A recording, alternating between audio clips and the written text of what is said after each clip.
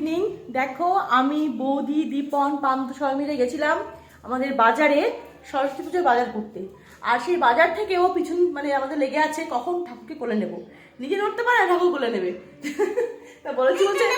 বলেছি যখন বলছে কি না নড়তে পারি না, দেখো নড়তে পারি, নড়ে আমাকে দেখাচ্ছে, ভাবো।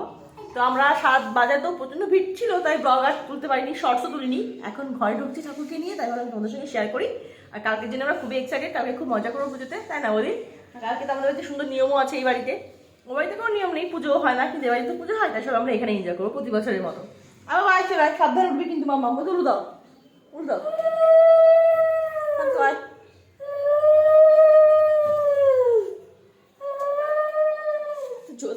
স্লো কেন, খিদে পাইছে নাকি? হ্যাঁ হ্যাঁ নিয়ে এসছে, মা আসো। আমাদের ঘরে সরস্বতী নিয়ে আসো, তার সরস্বতীকে মা শুয়ে পড়েছে, আসো মা।